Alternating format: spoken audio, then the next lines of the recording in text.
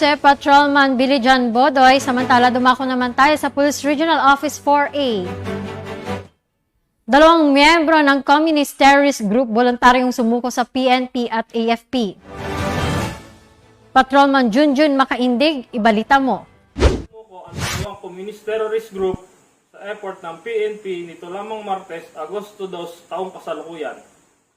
Kinilala ni Police Colonel Lidon Monte, Force Commander ng Regional Mobile Force Battalion 4A, ang dalawang Communist Terrorist Group na sina alias Atan, membro ng SPL, sangay ng partidong lokalidad sa Talisay, Batangas at local youth organizer ng Kabataan Party List sa Sitio Kamantige, Tumaway, Talisay, Batangas, at alias Boloy o Jack, membro ng NPA ng Apolonio Mendoza Command, Quezon at membro ng SPL, sangay ng partido lokalidad sa Talisay, Batangas.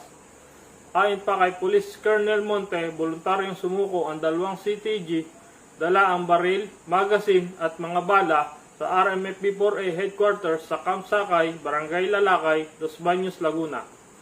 Dahil sa walang humpay na pagsisikap at pakikipag-ugnayan ng pinagsanib ng pwersa ng Regional Mobile Force Battalion 4A, katuwang ang C2 Air Education Training and Doctrine Command, Philippine Air Force, Naval Intelligence Security Group, Southern Luzon, and Philippine Navy Islander Special Action Company, 82nd Rapid Deployment Battalion, Regional Intelligence Division 4A, Batangas Police Provincial Office, Regional Intelligence Unit 4A, Regional Police Community Affairs and Development Unit 4A at Regional Police Community Affairs and Development Unit 4A.